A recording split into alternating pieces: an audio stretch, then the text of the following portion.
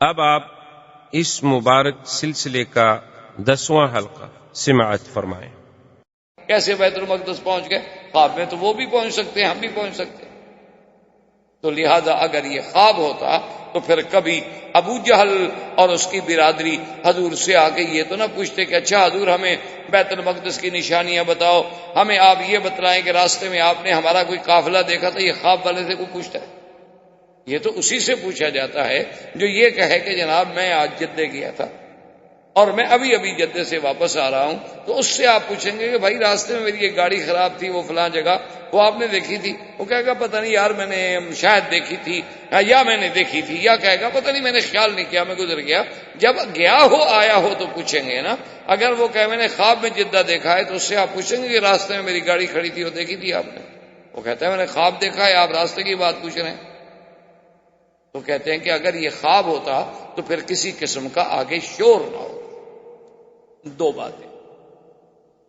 اور تیسری دلیل ان کی یہ ہے، وہ کہتے ہیں کہ بی بی عائشہ کی حدیث جو ہے، اسی لیے میں نے عرض کیا تھا نا کہ جب بھی کسی امام کا قول پڑھیں فوری طور پر اس کے بارے میں رائے نہ دیا کریں، یا تو آپ کو اللہ نے اتنا بڑا علم دیا ہو کہ آپ اس امام سے بھی بڑے ہوں، پھر تو اس کے علم پر بحث کریں نا۔ اور اگر ہم پرائمری کے طالب العلم بھی نہ ہوں اور ایم اے کے سوالات حل کرنے شروع کر دیں تو پھر جو نتیجہ نکلے گا وہ ظاہر ہے۔ جیسے آج کل ماشاءاللہ ایک رواج ہو گیا نا، کسی سے آپ کہیں وہ کہتا جی چھوڑو جی، دین کو ہم اچھی طرح سمجھتے ہیں، دنیا کو نہیں سمجھتے بیچارے۔ اس میں پوچھتے ہیں اچھا جس طرح میں دکان کر رہا ہوں ذرا کوئی طریقہ تو بتاؤ۔ اس میں بیچارے ہر وقت محتاج ہیں سیکھنے کے، لیکن دین میں ماشاءاللہ سب سے طاقت۔ تو بہرحال وہ کہتے ہیں کہ جناب بات یہ ہے کہ سمجھیں کہ بی بی عائشہ نے جو حدیث بیان فرمائی ہے، بی بی عائشہ سچ کہتی ہیں، اور سیدنا معاویہ نے جو حدیث بیان فرمائی وہ بھی سچ کہتے ہیں، کیونکہ نہ بی بی عائشہ جھوٹ بول سکتی ہیں نہ سیدنا معاویہ جھوٹ بول سکتے ہیں، وہ بھی دونوں سچے۔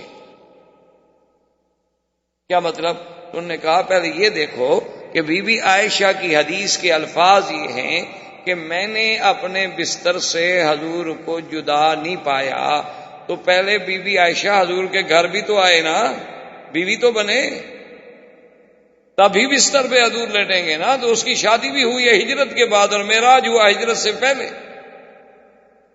سمجھ آ رہی ہے بات کہ نہیں؟ بی بی عائشہ کی شادی ہوئی مدینہ منورہ میں، اور میرے آقا کا معراج ہے مکہ مکرمہ میں ہجرت سے 1.5 سال پہلے۔ تو بی بی عائشہ کا یہ کہنا اس کا مطلب ہے وہ کسی اور معراج کی بات کر رہی ہے۔ حضور کو مدینہ منورہ میں بھی کوئی معراج ہوئے ہیں روحانی، جس کے بارے میں بی بی عائشہ کہہ رہی ہے کہ بھئی حضور کا بدن مبارک تو میرے بستر پہ تھا، وہ سچ کہہ رہی ہے، لیکن یہ کوئی اور معراج ہے، یہ معراج نہیں جس کا ذکر اللہ کے قرآن میں ہے، یہ تو ہجرت سے پہلے کا معراج ہے، اور اس وقت تو بی بی عائشہ بیوی نہیں، تو وہ کیسے کہہ سکتی ہیں کہ حضور میرے بستر پہ نہیں تھے؟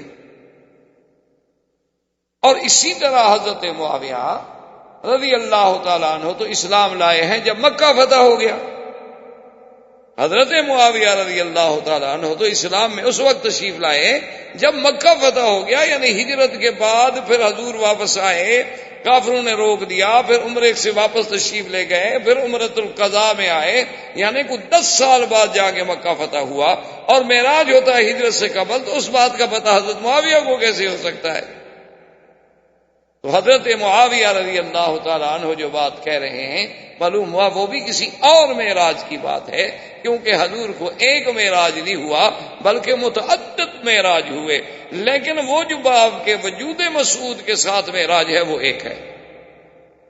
باقی تو روحانی طور پر حضور صلی اللہ علیہ وسلم کو اللہ عالم کتنے دفعہ معراج ہوئے ہو، کتنے دفعہ حضور صلی اللہ علیہ وسلم کی روحانی طاقتوں سے اللہ تبارک و تعالیٰ نے انہیں اپنے جلوے دکھلائے ہوں گے، کیونکہ اللہ تبارک و تعالیٰ کے پیغمبر کی تو شان یہ ہوتی ہے کہ جب تک وحی نہیں آئی تھی تو حضور خواب دیکھتے تھے، وحی آنے سے پہلے سلسلہ جو تھا وہ خوابوں کا سلسلہ تھا، اور پھر نبی کا خواب ایسے ہوتا ہے جیسے وحی ہو، اس میں کبھی جھوٹ ہوتا نہیں، نبی کا وحی غلط ہو نہیں سکتا، نبی کے تو وحی کا بھی عین ہی وہی حکم ہوتا ہے جو اللہ کے قرآن میں وحی کا ہو۔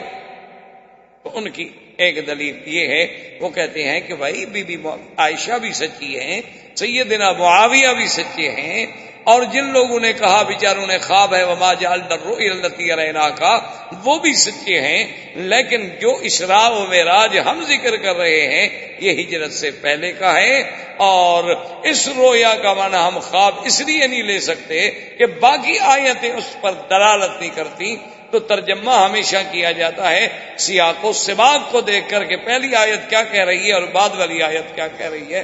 تو جب ساری آیتوں کو ہم سامنے رکھتے ہیں تو اس نتیجے پہ پہنچتے ہیں کہ ہمارے آقا سرکار دو عالم صلی اللہ علیہ وسلم کو معراج ہوا ہے، اور وہ حقیقی معراج آپ کے جسد مبارک کے ساتھ، وجود مبارک کے ساتھ، اور عین عالم بیداری میں، کوئی خواب نہیں تھا، کوئی نیند نہیں تھی، کوئی اس میں کسی قسم کا۔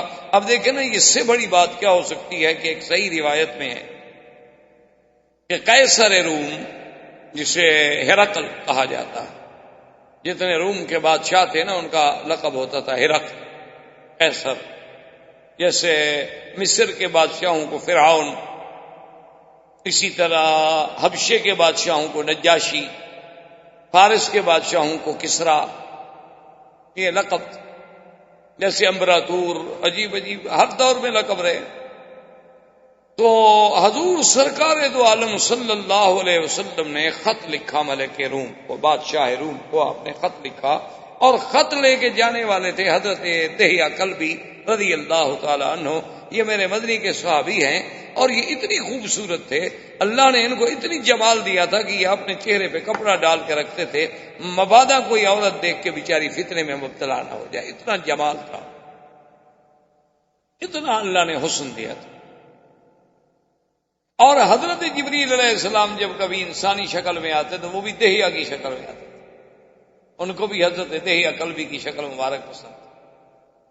اسی لیے ایک دفعہ حضرت حسین، حضرت حسن رضی اللہ عنہما جو تشریف لائے تو آ کر پکڑ لیا کہ بھئی ہمارا آپ مٹھائی لاؤ، مٹھائی لاؤ، کھجوریں لاؤ۔ تو حضور نے فرمایا ماں ماں ماں ماں حسن کیا کر رہے ہو، یہ تو جبریل ہے۔ انہوں نے سمجھا دہیہ ہے، انہوں نے سمجھا کہ دہیہ کلبی بیٹھے ہیں، کیونکہ جب دہیہ آتے تھے تو حضرت حسن حسین کے لیے کوئی میٹھی چیز لے آتے تھے، کوئی مٹھائی لے آئے، کوئی کھجور کے 2 دانے لے آئے کہ بچے ہیں خوش ہو جائیں گے۔ تو وہ جو کھیلتے ہوئے آئے تو آگے دیکھا، انہوں نے سمجھا دہیہ، ان کو کیا پتا کہ جبریل ہے۔ حضور نے فرمایا اللہ کے بندے، یہ تو جبریل ہے، یہ تو مٹھائی نہیں کھاتا، یہ کھاتا ہی نہیں، کھلاتا بھی نہیں، آپ اس کو نہ چھیڑو۔ تو اب جناب یہ ہے کہ حضرت دہیہ کو سرکار دو عالم صلی اللہ علیہ وسلم نے خط دے کے بھیجا ہرقل روم، قیصر روم کی طرف، اور وہ خط پہنچ گیا۔ جب خط پہنچا بادشاہ کی دربار میں اور خط پڑھا گیا، حضور صلی اللہ علیہ وسلم نے لکھا تھا بسم اللہ الرحمن الرحیم۔ یہ سنت کا طریقہ یہ ہے، ہمارے ہاں تو 786 چلتا ہے نا، آج کل ہم نے ہر چیز کو مختصر کر رہے ہیں نا، دین بھی ٹیڈی بنا رہے ہیں۔ انا للہ و انا الیہ، کہیں 786، کہیں 99، کہیں کچھ اعداد پر یعنی گزارا ہے، ہر چیز کے عدد نکال رہے ہیں، صحابہ نہیں نکال سکے لیکن انہوں نے نکال لیا۔ اب یہ دین کو بھی مختصر میرے خیال میں تو نماز 5 نمازوں کو اٹھا کر کے عدد نکال، ایک آدھی بچے۔ جدید دور ہے نا جی، آخر انہوں نے دین کو بھی تو جدید پیمانوں میں ڈھالنا ہے۔ دیکھا نہیں ہمارے یہاں اخباریں آپ پڑھیں کیسے جھگڑے ہو رہے ہیں کہ شریعت بل جو ہے وہ کیسے پاس ہو اور ترمیم کیسے پاس ہوگی۔ جب قانون انگریزی ہے تو اس کے معرفت آپ اسلام کو لا رہے ہیں، وہ کیسے آئے گا؟ پہلے بات کو تو سمجھو نا، لانا ہم نے اسلام کو ہے، طریقہ کافروں سے پوچھ رہے ہیں کہ جناب کیسے آئیں اندر۔ اس سے بڑا کوئی کسی کے عقل پر ماتم کرنے کا کوئی وقت ہے؟ پارلیمنٹ ہے جی، کس بات کی پر؟ بھائی تم نے او جی آئین کی خلاف ورزی ہو جائے گی۔ آئین کون سا؟ وہی جو آپ نے پارلیمنٹ میں بنایا ہوا ہے، انسانوں کا بنا ہوا آئین، اس سے راستہ مانگ رہے ہو کہ قرآن کو اندر آنے دو۔ آ سکتا ہے کہ نہیں آ سکتا؟ اور اس پر جناب ووٹنگ ہوگی، کیا وہ منظور کرتے ہیں اسلام کو کہ مسلمانوں سے پوچھا جا رہا ہے؟ اس سے بڑے یعنی رونے کی کو بات ہے کہ مسلمانوں سے یہ پوچھا جائے۔ آپ سے میں کہوں کہ جناب آپ کی اس مسجد میں قرآن شریف پڑھا جا سکتا ہے؟ یہ پڑھنے والا پوچھنے والا احمق ہے یا جن سے پوچھا جا رہا ہے ان کے اسلام میں شبہ ہے؟ بھئی ملک مسلمانوں کا، ممبر مسلمان، اگر وہ یہ کہہ دیں کہ ہمیں اسلامی شریعت کا قانون نامنظور ہے تو علماء سے فتویٰ لو، پہلے ان کا ایمان بھی بچ گیا۔ وہ جی طریقہ صحیح نہیں، اور جی وہ کان یوں نہیں پکڑنا تھا بلکہ ہم نے یوں پکڑنا تھا۔ بھئی یوں پکڑو یا اچھا جی اب چونکہ ان کا اقتدار جا رہا ہے اس لیے وہ کہتے ہیں شریعت۔ وہ کسی وقت کہتے ہیں مرتے وقت کلمہ پڑھ لو، چلو سانس نکلنے سے پہلے مسلمان تو ہو گیا نا، چلو ہم کہتے ہیں مر رہے، ہم کہتے ہیں ان کی کرسی گر رہی تھی اس لیے وہ اسی شکل میں لے تو آئے نا، ان کو قبول کرو۔ اور جب شریعت ہو جی یہ تو خود چور ہیں، کیسے شریعت نافذ کریں گے؟ جب شریعت نافذ ہو جائے گی تو ان چوروں کو بھی ہاتھ کٹ جائیں گے۔ اب آنے تو دو نا شریعت کو، جب شریعت نافذ ہو جائے گی یہ چور ہیں ان کے بھی ہاتھ کٹیں گے۔ حضور نے نہیں فرمایا تھا واللہ لو فاطمہ بنت محمد سرقت لقطعت یدہا، اگر میری بیٹی فاطمہ بھی چوری کرے گی تو میں ہاتھ کاٹ دوں۔ تو یہ ہمارے ہاں بہرحال عجیب بات ہے۔ اللہ تبارک و تعالی رحمت فرمائے کہ اب ہم نے دین کو سمجھنا ہے، اور سمجھنا کن سے ہے کہ جن کو دین کا پتہ ہے ان سے ہم پوچھنے جائیں گے۔ جس آدمی کو اردو نہ آتی ہے اس کو کہو کہ علامہ اقبال کا شعر سمجھاؤ، یہ غلطی آپ کبھی نہیں کریں گے۔ میرے پاس آپ کبھی بھی، جتنے ڈاکٹر ہیں میرے ساتھ بڑی مہربانی بھی کرتے ہیں، دوستی بھی کرتے ہیں، محبت بھی کرتے ہیں، میرے پاس کبھی یہ میڈیکل کی کتاب لے کے نہیں آئے مسئلہ پوچھنے کے کہ جی آج ہم نے یہ میڈیکل کا پیرا پڑھا ہے، حل نہیں ہو رہا، مولانا آپ اچھے مولوی ہیں مہربانی کریں۔ کیوں وہ سمجھتے ہیں کہ مولوی صاحب کوئی انگریزی تھوڑی پڑھے ہوئے ہیں یا میڈیکل تھوڑا پڑھے ہوئے ہیں، یہ تو ان سے پوچھیں گے جو اس لائن کا آدمی ہوگا۔ تو تم نے شریعت کا پوچھنا ہے، علماء سے پوچھو گے، دین والوں سے پوچھو گے، جن کو آئین اسلام کے ساتھ کوئی ربط و ضبط ہوگا ان سے پوچھو گے۔ ان سے پوچھو بیچاروں کے جو اللہ معاف فرمائے ساری زندگی ان کی شراب میں گزر گئی، ان سے پوچھو کہ اسلام قبول ہے، وہ کیا کہیں؟ ان کو تو پتہ ہے اسلام قبول کریں تو کوڑے نہ کہیں گے شام کو، پاگل ہیں وہ، ان کا دماغ خراب ہو گیا۔ ان کو تو پتہ ہے کہ ابھی ابھی تو ہم جناب طوائفوں کے گھر سے اٹھ کے آ رہے ہیں اجلاس میں شرکت کے لیے، اور اگر اسلام اور شریعت نافذ ہو گئی تو پھر دیکھا نہیں طالبان نے کیسے سیدھا کر دیا۔ اب ہر کوئی کہتا ہے جی بڑے سخت ہیں، بڑے سخت، بھائی سخت ہیں نرم ہیں۔ آپ یہ بتائیں جو علاقہ ان کے پاس ہے وہاں امن ہے کہ نہیں؟ لوگوں کی جان مال آبرو عزت محفوظ ہے کہ نہیں؟ 80% علاقہ ان کے پاس ہے۔ جو لوگ ہمارے علماء وہاں گئے ہیں وہ قسم کھا کے حرم میں مجھے بتا رہے تھے، کہتے خدا کی قسم ہے زندگی میں ہم نے ایسا امن سکون کہیں نہیں دیکھا جو ہمیں وہاں نظر، کہ آدھی رات کو اکیلے عورت جا رہی ہے، مجال ہے کہ کوئی بری نظر سے دیکھ لے، اور لوگ بڑے سخت سیخ پا ہیں جی، انسانی آزادی میں دخل دے رہے ہیں کہ کہتے ہیں کہ عورت ڈاکٹر کے پاس بھی بغیر محرم کے نہ جائے۔ نہ جی، ڈاکٹر فرشتے ہیں، ان کے پاس بھیجنا چاہیے بیٹیوں کو اکیلا۔ ڈاکٹر تو معصوم ہوتے ہیں، وہ بیچارے کبھی گناہ کر سکتے ہیں، ڈاکٹر تو پاک صاف لوگ ہیں، ان کے ہاں تو گناہ کا تصور ہی نہیں ہوتا۔ انا للہ و انا الیہ، یعنی جرم دیکھو، جرم کیا ہے بھائی؟ عورت ہے، محرم کے ساتھ بھیجو، عورت ہے عورت کو دکھائے، سیدھی سی بات، مجبوری ہے، ڈاکٹر بھی دیکھے گا۔ لیکن اسلام اس کو یہ کہتا ہے کہ اگر مثلا 1 انچ کا زخم ہے تو ادھر ادھر کپڑا ڈال کے وہی چیز کاٹو، بس وہی چیز دیکھو، باقی بدن دیکھنے کا تمہیں حق نہیں ہے۔ انگریز نے جتنے آپ کے کپڑے بنائے، ڈریس بنائے، دیکھا نہیں کٹے ہوئے ہوتے ہیں کہ اتنی جگہ ظاہر کرو، یعنی کافر کو احساس ہے۔ آپ دیکھ لیں جو مریضوں کے کپڑے ہیں، آپ تو زیادہ بہتر جانتے ہیں نا، میں تو نہیں جانتا ان چیزوں، یعنی ان کو بھی احساس ہے کہ اتنا جگہ تاکہ کھولی جائے، بھائی جہاں ہمیں ضرورت ہے، کوئی ہم نے جسم تو نہیں دیکھنا۔ پھر آپریشن تھیٹر ہے، موت ہے، اسی پھٹے پہ ہم نے بھی مرنا ہے۔ اس وقت کوئی تصور بھی ہو سکتا ہے نعوذ باللہ کسی گناہ کا، وہ جب مجبوری ہو، ورنہ یہ کہاں لکھا ہوا ہے کتاب میں کہ عورت کے پاس آ کے، ڈاکٹر کے پاس آ کے عورت اپنا منہ کھول کے بیٹھ جائے اور کشف ہو رہی ہے، سینہ کھولو، کپڑا کھولو، ڈاکٹر صاحبان نے تو جناب پھر پتہ نہیں کہاں کہاں ہاتھ رکھنا ہوتا ہے۔ اس لیے یہ باتیں اصل بات دیکھنا چاہیے۔ خلاصہ، ملک فیصل مرحوم اپنے پرانے دور میں ایک دفعہ برطانیہ کے دورے پہ تشریف لے گئے، تو وہاں انہوں نے یہ اعتراضات کیے، جی ہاتھ کاٹے جاتے ہیں اور کوڑے مارے جاتے ہیں، یہ تو بڑی سخت سزائیں ہیں۔ تو مرحوم کو تو پتا تھا ملک فیصل ایک مدبر انسان تھا، اللہ اس کی قبر پہ کروڑوں رحمتیں فرمائے، بڑا پڑھا لکھا، بڑا مفکر اور عالمی مدبرین میں سے ایک مدبر شخص تھا۔ تو وہ سارے اعداد و شمار پہلے ساتھ لے گئے تھے، ان کو تو پتا تھا کہ یہ سوالات ہوں گے۔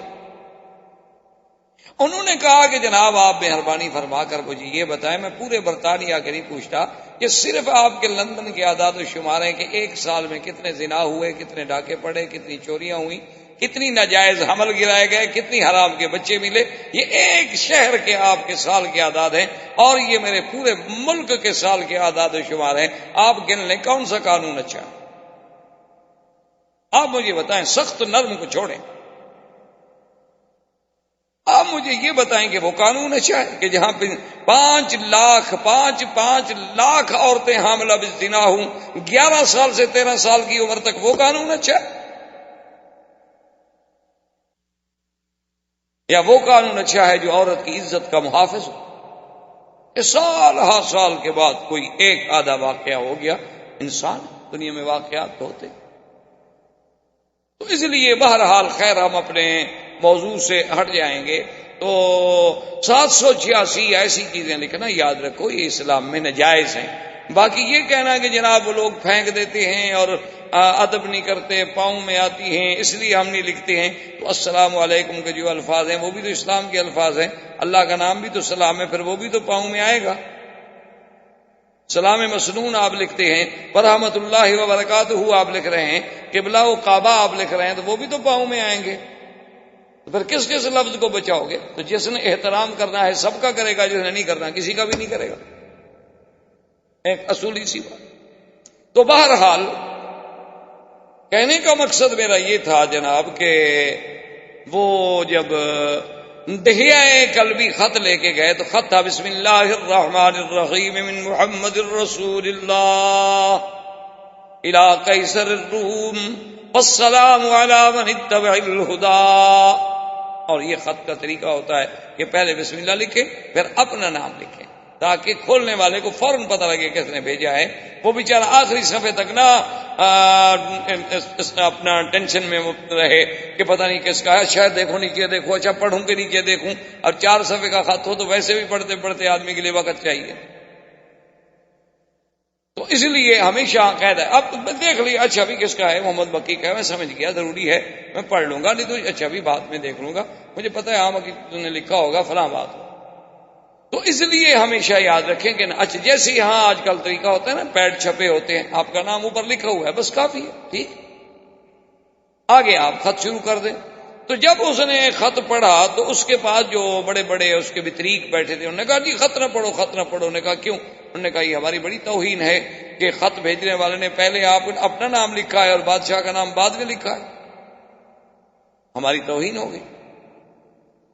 تو قیصر روم نے کہا، اس نے کہا چیخنے کی ضرورت نہیں ہے، کوئی توہین نہیں، ہر ملک کے اپنے آداب ہیں، ہر قوم کے خط لکھنے کے اپنے آداب ہیں، تم اس پہ کیوں لڑتے ہو بھائی؟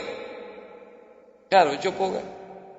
خط پڑھنے کے بعد اس نے کہا کہ اچھا کہ اپنے بطاریق سے کہ وہ جو انجیل ہمارے خزانے میں محفوظ چلی آ رہی ہے جس پر ہمارا ہر بادشاہ مہر کرتا ہے، وہ نکالو، اس میں ہم دیکھیں کہ محمد رسول اللہ کے بارے میں انجیل کیا کہتی ہے۔ اب وہ جو تھے نا اس کے بطارقہ، یعنی اس دور کے پادری یا مولوی جو بھی سمجھ لیں، انہوں نے کہا کہ نہیں اس کتاب کو تو نہ کھولیں۔ ان کو پتا تھا نا کہ کتاب کھل گئی تو پھر تو حقائق کھل جائیں گے، اور ہم نے تو بادشاہ کو اندھیرے میں رکھا ہوا ہے، حق بات پر تو کوئی نہیں پہنچنے دیتا، اگر حق دکھا دیا جائے تو جھگڑا ختم ہو جائے، جھگڑے مٹ جائیں۔ تو انہوں نے کہا جی اس کے تو کھولنے کو نہیں۔ اس نے کہا دیکھیں نا خط آیا ہے، وہ کہتا ہے میں اللہ کا رسول ہوں، تو ہمیں دیکھنا چاہیے، تحقیق کرنی چاہیے، پھر میں بادشاہ ہوں میں ایسے جواب دے دوں بغیر تحقیق؟ انہوں نے کہا جی نہیں کتاب نہ کھولیں، کتاب کھولے گی تو وصیت کی گئی ہے کہ اگر کتاب کھلی تو آپ کا ملک نہیں رہے گا، حکومت نہیں رہے گی، تخت و تاج لٹ جائے گا، یہ ہو جائے گا، وہ ہو جائے گا۔ انہوں نے کہا اچھا ایسا کرو کہ پتہ کرو کہ کوئی لوگ مکے والے ہیں، قافلے شام کے تجارت میں قافلے آئے ہوئے، اگر وہاں کے کچھ لوگ تو ان کو بلاؤ، ان سے کوئی تحقیق تو کریں نا کہ بھی یہ محمد رسول اللہ صلی اللہ علیہ وسلم کون ہے۔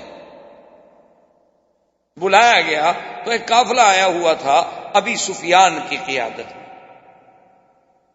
ابی سفیان جو ہیں حضور صلی اللہ علیہ وسلم کے قریبی، جب قافلہ آ گیا بیٹھ گیا، بادشاہ نے پوچھا ایکم اقرب نسبا، تم میں سے سب سے زیادہ اس شخص کے جس نے نبوت کا دعویٰ کیا ہے نسب میں کون قریب ہے؟ وقام ابو سفیان، ابو سفیان کہتے ہیں میں کھڑا ہو گیا، میں نے کہا انا اقرب نسبا، میں آپ کے نسب کے۔ انہوں نے کہا اچھا بتاؤ وہ کس خاندان سے؟ نے کہا جی بڑے اعلیٰ خاندان۔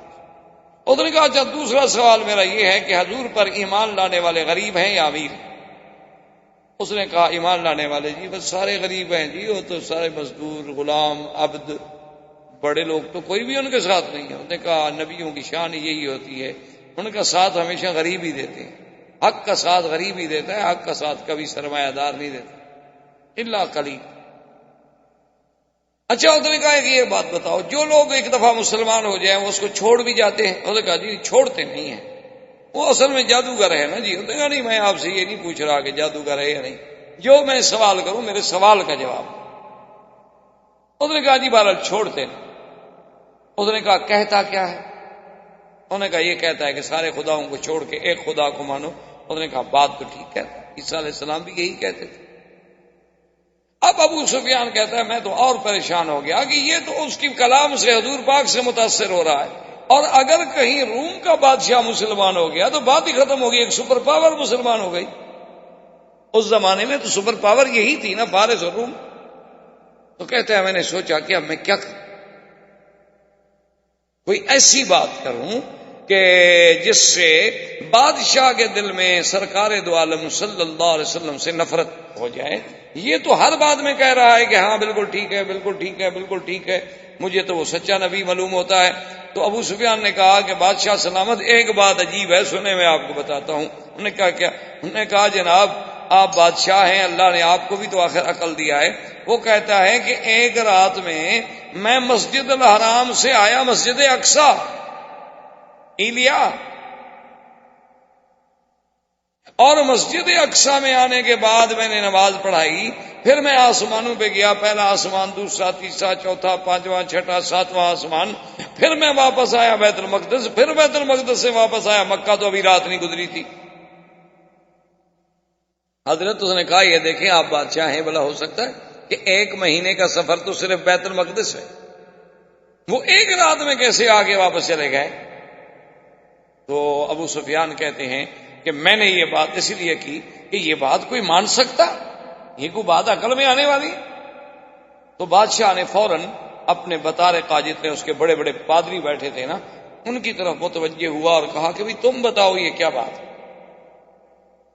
ان میں ایک بڑا پادری تھا ان کا، جو سب کا استاد بھی تھا اور بڑا بھی تھا اور بڑا عالم بھی تھا دین نصارہ کا۔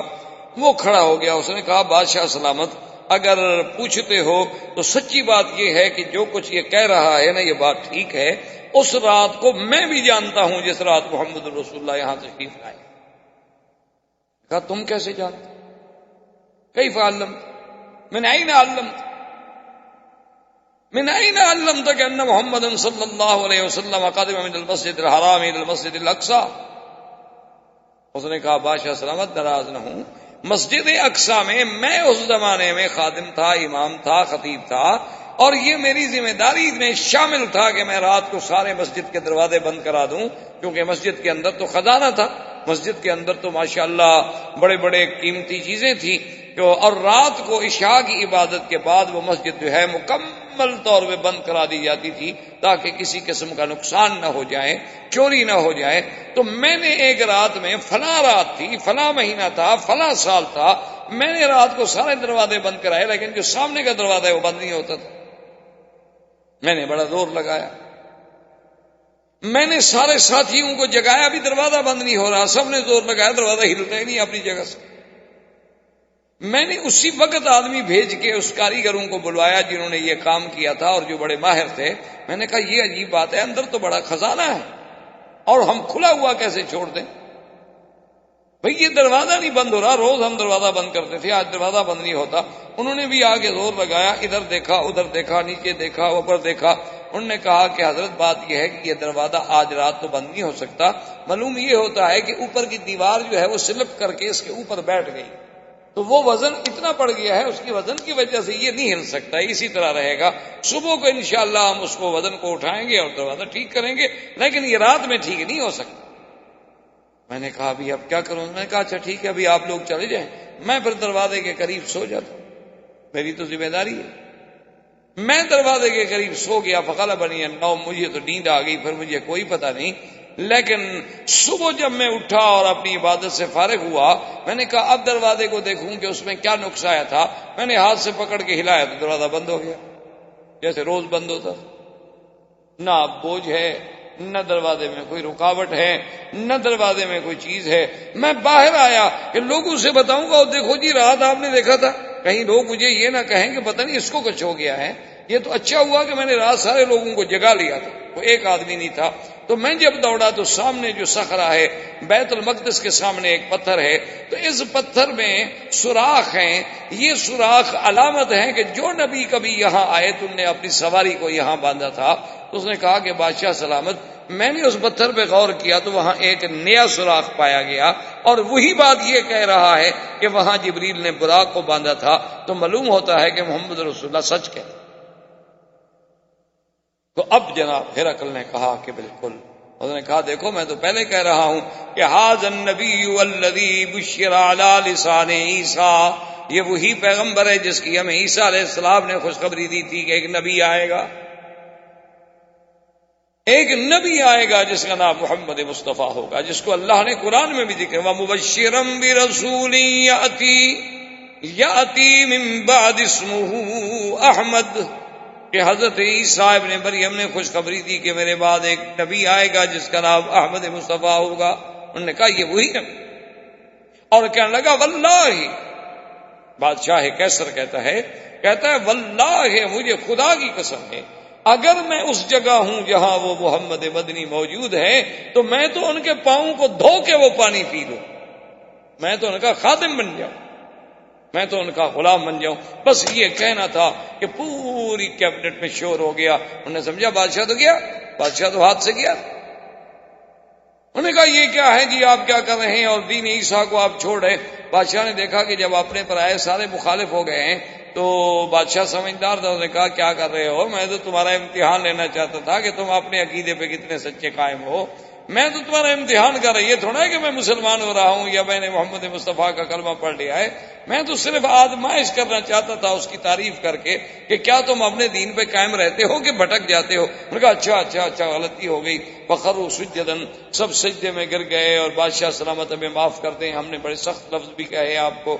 انہوں نے کہا نہیں کوئی بات نہیں۔ تو انہوں نے سوچا اپنی سلطنت بچانی ہے تو پھر تو مجھے اسی دین پہ رہنا ہوگا، ورنہ یہ سارے بطارقہ اور سارے لوگ جو ہیں مخالف ہو جائیں گے تو پھر میری سلطنت قائم نہیں رہے گی۔ لیکن مقصد بیان کرنے کا یہ تھا کہ ان کو بھی یہ تصدیق کرنی پڑی کہ حضور کا معراج حقیقی تھا، سیر حقیقی تھی، اور حضور براق پہ تشریف لے گئے۔ اگر خواب ہوتا یا صرف روحانی سفر ہوتا، اس کے لیے نہ سواری کی ضرورت تھی، نہ وہاں جا کر سواری کو باندھنے کی ضرورت تھی، نہ دروازے کھلے رکھنے کی ضرورت تھی۔ روح تو کہیں بھی چلی جاتی ہے، آپ مکان بند کر لیں، بندہ مر جائے تو روح تو جاتی ہے، نکل جائے گی، اس کے لیے تو کوئی آپ کے دروازے کھولنے کی ضرورت پیش نہیں آتی۔ روح تو اتنی لطیف چیز۔ اس لیے اب راجع قول یہ ہے جمہور کا کہ حضور سرکار دو عالم صلی اللہ علیہ وسلم کا اسراء بھی حق ہے، معراج بھی حق ہے، اور وہ ہوا بھی آپ کے وجود مسعود کے ساتھ ہے، جاگتے ہوئے خواب نہیں ہے۔ زندگی باقی تو انشاءاللہ بات باقی، واللہ تعالی عالم وعلمہ اتم۔ برادران اسلام، محترم بھائیوں، عزیز نوجوانوں، جیسا الحمدللہ آپ کو علم ہے کہ ہمارا یہ سلسلہ دروس جو ہے وہ سیرت نبی صلی اللہ علیہ وسلم سے متعلق ہے، اور سیرت پاک کے ابتدائی احوال سے لے کر قبل بعثت اور زمانہ ولادت، زمانہ رضاعت، زمانہ شباب، زمانہ بعثت، زمانہ دعوت، معارضہ کفار، تعذیب مسلمین، ان تمام مراحل کو ہم الحمدللہ سلسلہ وار بیان کر چکے ہیں، اور پچھلے درس میں بھی آپ کو یاد ہوگا کہ اسراء و معراج کے مسئلے پر ہمارا درس تھا، اور اس کا خلاصہ یہ ہے، میں نے عرض کیا تھا کہ علماء کا اختلاف ہے کہ حضور صلی اللہ علیہ وسلم کا یہ معراج مبارک جو ہے یہ روحانی ہے، یعنی یہ خواب تھا، یا یہ جسمانی ہے کہ حضور صلی اللہ علیہ وسلم کو عالم بیداری میں روح مع جسد کے ساتھ اسراء بھی اور معراج بھی ہوا۔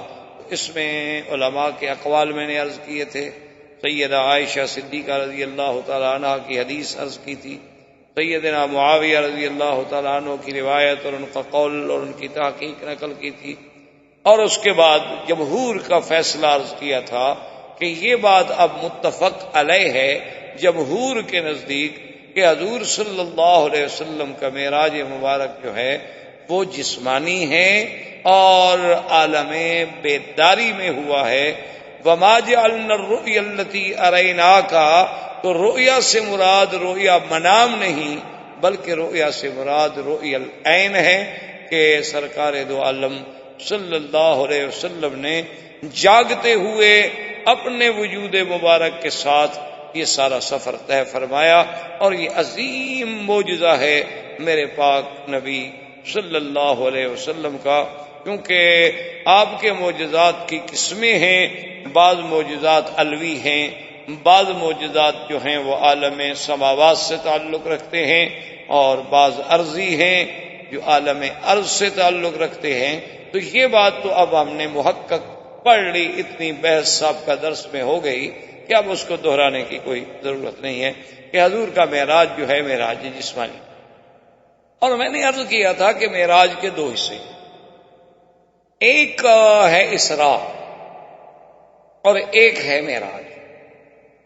یہ عام طور پر ہمارے بھائی بوجہ کم علمی کہہ دیتے ہیں حضور کو معراج ہوا، حضور کو معراج ہوا، مکے سے معراج ہوا، یوں بات نہیں ہے۔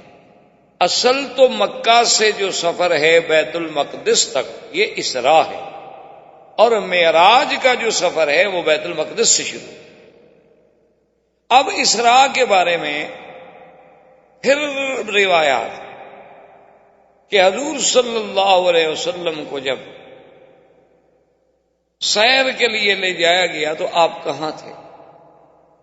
تو ایک روایت مبارک میں یہ ہے کہ آپ بیت ام ہانی میں تھے، اور ایک روایت مبارک یہ ہے کہ عند بئر زمزم، کہ آپ زمزم کے کنویں کے قریب لیٹے ہوئے تھے، اور ایک روایت مبارک میں ہے کہ عند الحتیم، یہ جو کعبہ شریف کے ساتھ چھوٹی سی جگہ ہے حتیم جسے کہتے ہیں، آپ تو یہاں رہتے ہیں آپ کو پتہ ہے، تو یہ حتیم کے اندر تھے، اور یہیں سے پھر ابتدا ہوتی ہے سیر کی۔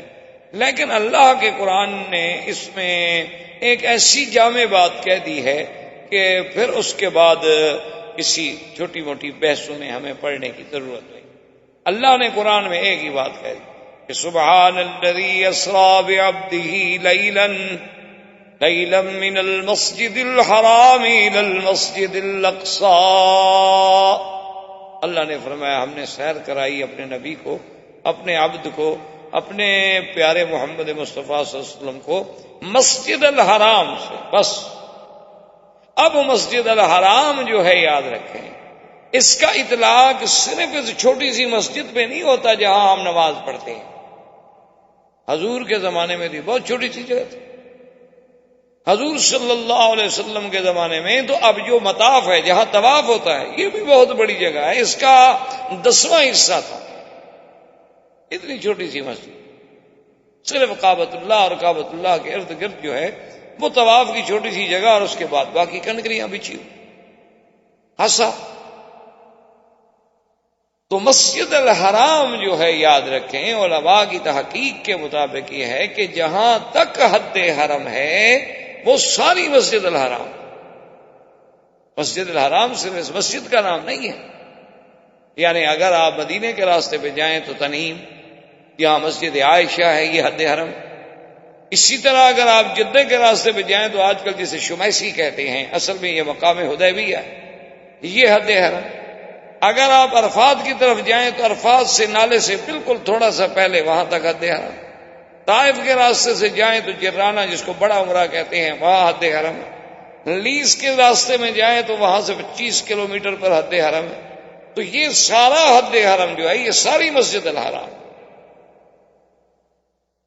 اور یہ اللہ کا کتنا بڑا کرم ہے، کتنا بڑا انعام ہے کہ اگر اللہ قرآن میں یہ فرما دیتے کہ فَوَلِّ وَجْهَكَ شَطْرَ الْكَعْبَةِ کہ محمد مصطفیٰ اب نماز جو ہے کعبے کی طرف پڑھو. حالانکہ قاعدہ تو یہی ہے کہ ہم نے نماز تو کعبے کی طرف پڑھنی، لیکن اللہ نے لفظ کعبہ نہیں فرمایا، فرمایا فَوَلِّ وَجْهَكَ شَطْرَ الْمَسْجِدِ الْحَرَامِ کہ میرے نبی اپنا چہرہ جو ہے مسجد الحرام کی طرف پھیر لو.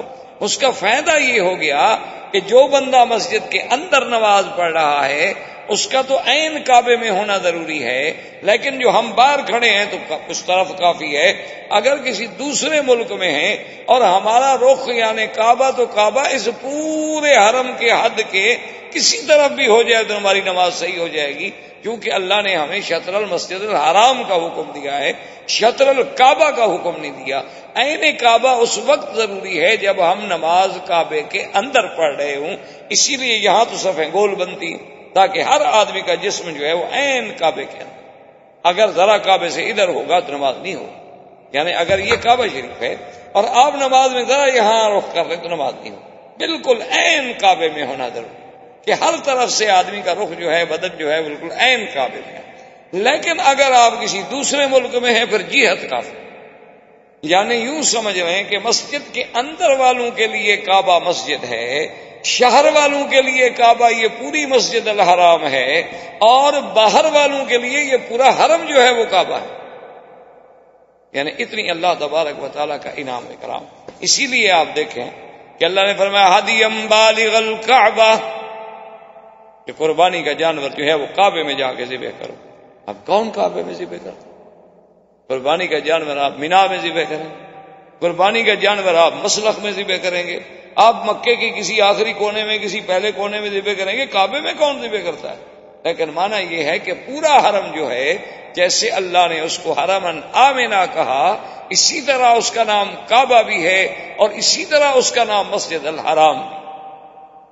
یہی وجہ ہے جو آج تک روافض نے شیعہ حضرات نے ایک بہت بڑا مسئلہ پیدا کیا ہوا ہے کہ حضرت علی مولود خانہ کعبہ، مولود خانہ کعبہ، مولود خانہ کعبہ. وہ شریف آج تک یہ نہیں سمجھے کہ کعبے سے مراد حرم ہے، کعبے سے مراد اللہ کا گھر نہیں ہے. ورنہ یہ آپ نے کبھی دنیا میں دیکھا ہے آپ کے ہاں اگر ولادت ہو رہی ہو تو عورتیں مسجد جاتی ہیں یا اسپتال جاتی ہیں؟ یعنی آپ کی عورتوں کو اتنی عقل ہے اور حضرت علی کی والدہ اتنا عقل بھی نہیں رکھتی تھی کہ جب ان کا وقت ولادت قریب آیا تو کعبے شریف کے اندر چلی گئی. کوئی عقل کی بات ہے؟ یعنی عقل و نقل کے خلاف ایک بات. اصل میں کیا ہے کہ کتابوں میں آیا کہ حضرت علی خانہ کعبہ میں پیدا ہوئے. انہوں نے کہا کہ خانہ کعبہ سے مراد یہی کعبہ شریف ہے، اس کا مطلب ہے کہ اندر پیدا ہوئے. پھر انہوں نے روایات ڈھونڈی، اچھا حضرت زید کے بارے میں بھی آیا کہ وہ بھی خانہ کعبہ میں پیدا ہوئے. انہوں نے کہا دیکھو جی حضرت زید بھی اور حضرت علی بھی خانہ کعبے میں پیدا ہوئے. اور پھر وہ دلیل خلافت بنا لی کہ ابو بکر عمر عثمان تو چونکہ کعبے کے باہر پیدا ہوئے، حضرت علی کعبے کے اندر پیدا ہوئے، لہذا خلیفہ حضرت علی ہوئے. یہ باہر والے کیسے خلیفہ بن گئے؟ تو انہوں نے ایک بات کا افسانہ کر بھائی اگر کعبے کے اندر پیدا ہونا دلیل خلافت ہے تو کعبے کے اندر تو محمد مصطفیٰ بھی پیدا نہیں ہوئے، پھر وہ نبی کیسے بن گئے؟ یہ کیا بات ہوئی؟ یہ کوئی دلیل ہے کہ جو کعبے کے اندر پیدا ہو جائے صرف وہی خلیفہ بن سکتا ہے؟ تو نبوت تو خلافت سے بدرجہ اعلیٰ چیز ہے. تو پھر اللہ کے نبی تو کعبے کے اندر پیدا نہیں ہوئے، وہ کیسے نبی بن گئے؟ تو اصل وجہ کیا تھی کہ کتابوں میں تو اتنی لفظ تھا کہ حضرت علی رضی اللہ تعالی عنہ کی ولادت خانہ کعبہ میں ہوئی. اب اس کا ترجمہ انہوں نے یہ کیا کہ کعبہ شریف کے اندر ہوئی، حالانکہ مراد یہ تھا کہ حد حرم میں ہوئی. اب اسی کو آپ دیکھیں قرآن میں کہ اگر حضور بی بی ام ہانی کے گھر میں تھے تو وہ بھی حرم مسجد الحرام، اگر حضور حتیم میں تھے وہ بھی مسجد الحرام، اگر حضور زمزم کے کنویں کے پاس تھے وہ بھی مسجد الحرام. قرآن نے تو ایک لفظ بول کے سارے اقوال کو جمع کر دیا کہ زیادہ بحث کی تمہیں کیا ضرورت ہے، حضور حرم میں تھے بس. مسجد الحرام میں تھے، بیت ام ہانی میں ہوں تب بھی مسجد الحرام ہے، دار ارقم میں ہوں تب بھی مسجد الحرام ہے، عند بیر زمزم ہوں تب بھی مسجد الحرام ہے، اور داخل الحتیم ہوں تب بھی مسجد الحرام ہے۔ قرآن تو ایک ایسی جامع بات کرتا ہے کہ جس کے اندر پھر کسی سوچ کی، کسی بحث کی، کسی عقلی مشگافیوں کی بات کی ضرورت ہی نہیں رہتی۔ فرمایا اسرا بعبدہ لیلا من المسجد الحرام الى المسجد الاقصى۔ اب بعض علماء فرماتی ہیں کہ حضور پہلے بی بی ام ہانی کے گھر میں تھے، بی بی ام ہانی کے گھر سے اٹھ کر میرے بدری صلی اللہ علیہ وسلم حتیم میں تشریف لائے۔ حدیث مبارک میں ہے کہ حضرت جبریل علیہ السلام اور حضرت میکائیل اور اللہ کے فرشتے آئے، حضور لیٹے ہوئے، اور ایسے عالم میں لیٹے ہوئے ہیں کہ ایک آدمی اس طرف لیٹا ہوا ہے اور ایک آدمی اس طرف۔ ایک فرشتے نے جبریل سے پوچھا کہ ایہم، کہ ان لیٹنے والوں میں سے وہ نبی کون جس کے لیے ہمیں بھیجا گیا ہے؟ تو اس نے کہا اوسطہم وخیرہم، کہ ان دو کے درمیان جو لیٹے ہیں وہ ہیں محمد الرسول اللہ صلی اللہ علیہ وسلم۔ اب اللہ کے فرشتوں نے آ کے حضور صلی اللہ علیہ وسلم کو وہاں سے اٹھایا، اور حضور فرماتے ہیں کہ میری کیفیت یہ تھی کہ میرا دل جاگ رہا تھا اور میری آنکھیں نیند کر رہی تھیں، چونکہ انبیاء علیہم الصلاۃ والتسلیم کی نیند جو ہے وہ ایسی ہوتی ہے کہ تنام عیناہ ولا ینام قلبہ، ان کی آنکھوں میں تو نیند آتی ہے لیکن دل میں نیند نہیں ہوتی، دل کا تعلق جو ہے وہ اللہ سے ہمیشہ قائم ہے، اور یہ ہر نبی کی صفت ہے۔ حضور سرکار دو عالم صلی اللہ علیہ وسلم فرماتے ہیں کہ اسی حالت میں وہ مجھے اٹھا کے زمزم کے قریب لائے، اور پھر جبریل علیہ الصلاۃ والسلام نے میرے سینے مبارک کو میرے حلق سے لے کر الی لبتہ، یہاں تک پورا میرا سینہ مبارک کھول، فجاء بطست من ذہب، ایک سونے کا بڑا تست تھا، وہ جبریل علیہ السلام کے ساتھ تھا۔ اب یہ یاد رکھ لیں کہ یہ سونے کا تست دنیا میں نہیں استعمال ہو رہا ہے، جنت سے آئی ہوئی چیز، ورنہ دنیا میں تو سونے کا استعمال مردوں کے لیے حرام ہے، وہ اللہ کے نبی کے لیے کیسے استعمال؟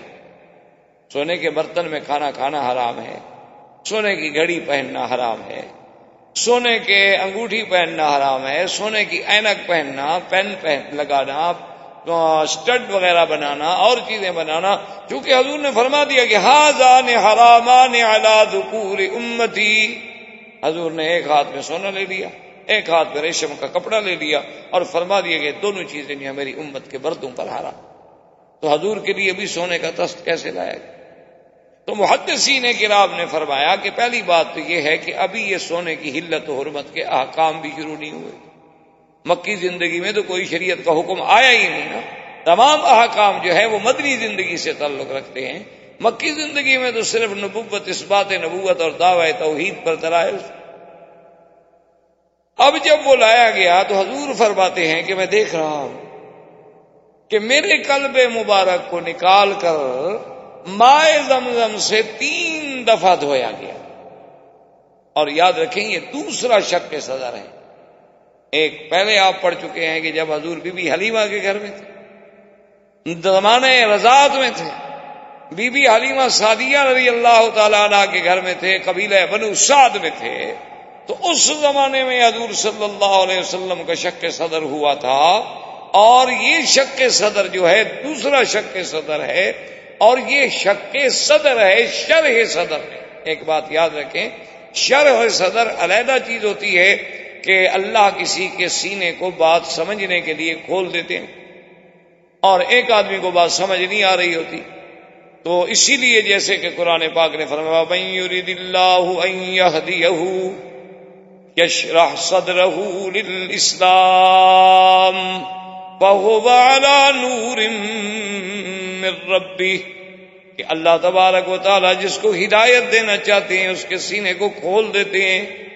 معلوم ایسے ہوتا ہے کہ اللہ کی طرف سے وہ ایک نور ایمان میں آ جاتا ہے، ہر چیز جیسے نور میں روشن ہو جاتی ہے، جب اللہ راضی ہوتا ہے تو اس کے سینے کو کھول دیتے ہیں، ہر بات اس کے سامنے روشن ہو جاتی ہے۔ اللہ کی توحید ہو، انبیاء کی نبوت و رسالت ہو، مسئلہ معاد ہو، یوم آخرت ہو، جزا و سزا ہو، بالکل ایسے واضح ہو جاتی ہے کہ جیسے بالکل ہر چیز جو ہے وہ حقیقت بن کے سامنے آ جاتی ہے۔ وہ ہے شرح صدر، اور یہ ہے شق صدر۔ شق صدر کا معنی کہ باقاعدہ جیسے آپریشن کیا جاتا ہے، چونکہ حضرت انس رضی اللہ تعالیٰ عنہ فرماتے ہیں رأیت اثر المخیط علی صدر رسول اللہ صلی اللہ علیہ وسلم، میں نے اس سلائی کے ٹانکے کے جو نشان تھے، حضرت انس فرماتے ہیں کہ میں نے خود دیکھے حضور صلی اللہ علیہ وسلم کے سینے مبارک، یعنی جیسے سلائی کر دی جاتی ہے ٹانکے کا نشان باقی رہ جاتا ہے، کیونکہ حضرت انس رضی اللہ تعالیٰ عنہ خادم تھے اور انہیں یہ موقع اور یہ شرف نصیب ہوا کہ انہوں نے حضور صلی اللہ علیہ وسلم کے سینے مبارک کو دیکھا، اور وہ فرماتے ہیں کہ مجھے وہ نشان بھی یاد کہ وہ نشان کہاں کہاں تھے اور کتنے فاصلے تھے۔ تو حضور صلی اللہ علیہ وسلم فرماتے ہیں کہ جبریل علیہ السلام نے میرے دل مبارک کو مائے زمزم مبارک سے دھویا، اور اس کے بعد ایسے معلوم ہوا کہ ملؤ فی قلبی ایمانا و حکمتا، کہ ایمان اور حکمت کوئی ایک ایسی مانوی چیز تھی جس کو اللہ نے جوہر بنا دیا، اللہ تبارک و تعالی نے جس کو جوہر بنا دیا کہ وہ حضور صلی اللہ علیہ وسلم کے دل مبارک میں بھرا گیا، حتیٰ کہ فرماتے ہیں کہ اس کے اثرات میرے حلقے مبارک تک بھی آئے حضور صلی اللہ علیہ وسلم، اور اس کے بعد انہوں نے میرا سینہ مبارک جو تھا اسی سے میں نے پہلے بھی عرض کیا تھا کہ محدثین کرام اور فقہاء عظام، اصل میں یہی کام ہوتا ہے فقہاء کا کہ وہ حدیث مبارک سے، محدثین کا کام ہوتا ہے حدیثوں کو جمع کر۔ اس لیے ایک بہت بڑے امام کی، بہت بڑے محدث زمان کی بات ہے کہ جب ان کے سامنے مسائل رکھے گئے، حضرت عبداللہ ابن المبارک رحمۃ اللہ علیہ نے مسائل رکھے، اور وہ خدا کی شان ہے کہ پہلے حضرت امام ابو حنیفہ رحمۃ اللہ علیہ سے بہت ناراض رہتے تھے، شدید ناراض ہوتے تھے، امام صاحب کا نام آتا تو غصے میں آ جاتے۔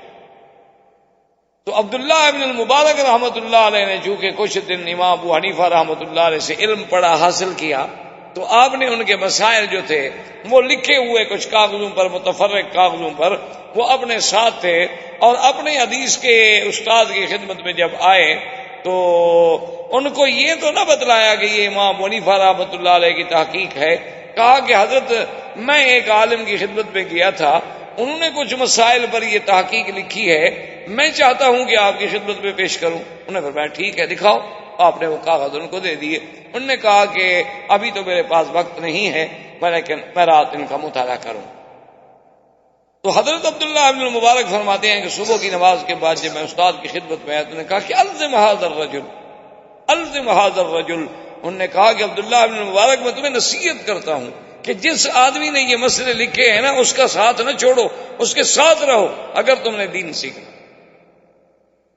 عبداللہ المبارک فرماتے ہیں میں ہنس پڑا۔ انہوں نے کہا عجیب بات ہے، تم کیوں ہنستے ہو؟ میں نے کہا حضرت امام ابو حنیفہ کے تو لکھے ہوئے ہیں جن کو آپ برا سمجھتے تھے، آج مجھے کہہ رہے ہیں کہ آپ اسی کے پاس رہیں۔ میں نے کہا اچھا یہ امام ابو حنیفہ لکھے؟ تو نے کہا، فرمایا کہ ہاں، کہ صحیح کہا ہے کسی نے کہ نحن الصیادلہ وہم الاطباء، کہ بھی ہم محدثین تو ایسے ہیں جیسے ایک صیدلی ہوتا ہے فارمیسی میں کہ دوائیں اکٹھی کر کے رکھ دیتا ہے۔ اب دوا دینا جو ہے طبیب کا کام ہے، طبیب فقیہ ہوتا ہے، فقیہ جو ہے اس کو یہ درجہ ملتا ہے اطباء والا۔ ہمارا کام تو صرف یہ ہے کہ ہم نے حدیث سے رسول مبارک جو ہے وہ جمع کر کے رکھ دی، لیکن اس حدیث سے مسئلہ کیا نکلتا ہے یہ فقیہ کا کام، یہ ہمارا کام۔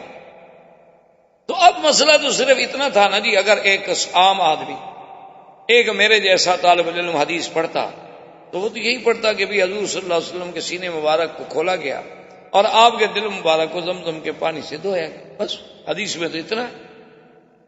لیکن یہ ان علماء اور فقہاء کا کمال تھا کہ انہوں نے کہا یہ دلیل ہے کہ ماء زمزم افضل من ماء الجنہ، کہ زمزم کا پانی جنت کے حوض کوثر سے بھی افضل ہے؟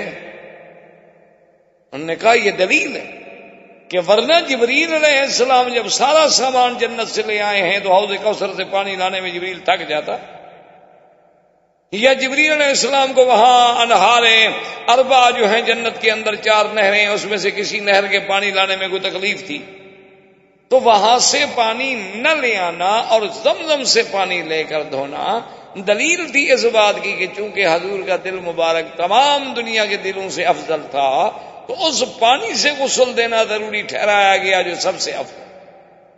تو اب یہ مسائل جو ہیں یہ فقہا کا کام ہوتا ہے کہ حدیث تو آپ نے بھی پڑھی، میں نے بھی پڑھی، لیکن اس حدیث سے ما یستفاد منہ کہ اس حدیث سے ہمیں کیا کیا فائدہ ہوا، کیا کیا مسائل نکلے، وہ مسائل انہوں نے نکال لی۔ اور اسی طرح اندازہ فرمائیں کہ حضور صلی اللہ علیہ وسلم فرماتے ہیں کہ پھر جبریل نے سلائی کر دی اور اپنا ہاتھ پھیرا تو بالکل مجھے محسوس ہوا کہ بالکل گویا کہ میں جس طرح تھا اسی طرح ہوں۔ ثم اتیت بالبراق، فرماتے ہیں اس کے بعد میرے لیے ایک سواری لائی گئی، وَهِيَ طَوِيلَةٌ، آپ نے فرمایا کہ لمبا قسم کا جانور تھا، اور فرمایا کہ گدھا سے اونچا تھا لیکن خچر سے کچھ نیچے تھا، یعنی بڑا خچر ہو تو اس سے تو کچھ قد میں نیچے تھا، لیکن گدھا سے اونچا تھا اور ویسے طویل تھا، دیکھنے میں لمبا تھا اور وسیع الظہر تھا، یعنی اس کی پشت جو ہے وہ بھی چوڑی تھی، اور وہ لایا گیا جس کا نام براق ہے۔ اور یہ بھی حدیث میں موجود ہے، حضور نے فرمایا کہ کان ابیض سفید تھا۔ اب اسی طرح یاد رکھیں کہ بعض کتابوں میں یہ بھی آتا ہے کہ اللہ پاک نے جیسے قرآن میں ہے الذی خلق الموت والحیات، کہ وہ خداوند قدوس جس نے موت کو بھی پیدا کیا ہے اور حیات کو بھی پیدا کیا۔ علماء نے فرمایا گویا موت بھی کوئی چیز ہے، کیونکہ موت اگر عدم محض ہوتی تو پیدا کرنے کا کیا معنی؟ پیدا تو کسی شے کو کرو گے نا جو ہو ہی نہ شے، تو کچھ نہ ہو تو کچھ نہ ہو تو کچھ نہیں ہوتا نا، جب کوئی چیز ہوگی تو اسی کو پیدا کیا جاتا ہے۔ تو انہوں نے فرمایا کہ دراصل موت جو ہے وہ بھی کوئی چیز ہے، اس لیے ایک حدیث میں آتا ہے کہ موت جو ہے ان اللہ خلق فی صورت کبش، کہ ایک جیسے یعنی دمبا ہوتا ہے اس نر دمبے کی شکل میں اللہ نے موت کو پیدا کیا۔ وَخَلَقَ الْحَيَاةَ فِي صُورَةِ فَرْسٍ أُنْثَىٰ، اور اللہ نے حیات کو جو ہے ایک مادہ گھوڑی کی شکل میں پیدا کیا ہے۔ یعنی یہ دونوں چیزیں جو ہیں ان کو جب شکل دی گئی تو ایک کو شکل دی گئی کبش کی، دمبے کی، حتیٰ کہ حدیث پاک میں آتا ہے کہ جس دن جنت والے جنت میں پہنچ گئے، جہنم والے جہنم میں پہنچ گئے، جو مومن تھے ان کو اللہ نے جنت دے دی، تو اللہ تبارک و تعالی خود سلام فرمائیں گے اہل جنت پر اور فرمائیں گے کہ هل وجدتم ما وعد ربکم حقا، اے جنت والو جو رب نے وعدہ کیا تھا وہ تمہیں پورا پورا مل گیا کہ نہیں؟ کہیں گے مولا بالکل الحمدللہ، اللہ تیرا کروڑ کروڑ شکر ہے، ہمیں تو جنت میں ایسی نعمتیں ملی ہیں کہ ہمارے عقل سے بھی بالا ہیں، ہمارے فکر و نظر سے بھی۔ اللہ فرمائیں گے کہ اچھا اب دیکھو اب تمہارے سامنے ہم فیصلہ کرتے ہیں، ثم یجاء بالموت، پھر موت کو لایا جائے گا فی صورت کبش، کہ وہ اسی مینڈے کی شکل میں ہوگی۔ اللہ حکم دیں گے فرشتوں کو کہ اس موت کو اب ذبح کر دو، موت کو ذبح کر دیا جائے گا۔ اللہ فرمائیں گے اب جنت والوں کو کہہ دو کہ لا موت بعدہ، اب کوئی موت نہیں، ہم نے موت کو ذبح کر دیا، ختم، اب پھر موت نہیں آئے گی اور تم ہمیشہ اب جنت میں رہو گے، حیات لا موت بعدہ، جس کے بعد کوئی موت نہیں۔ جہنم والے بھی ہمیشہ جہنم میں رہیں گے، اللہ یموت فیہا ولا یحیا، نہ ان پہ موت آئے گی، نہ مریں گے نہ جیئیں گے، لیکن مریں گے نہیں، کیوں موت تو مر گئی۔ تو اس لیے بعض علماء نے فرمایا کہ وہ حیات جو ہے جس کو اللہ نے ایک مادہ گھوڑی کی شکل میں پیدا کیا، اچھا اس کی صفت یہ تھی کہ لا یرکبها الا الانبیاء او جبرائیل، کہ اس جانور پہ ما سوا نبی کے یا جبریل کے کوئی سواری بھی نہیں کر سکتا.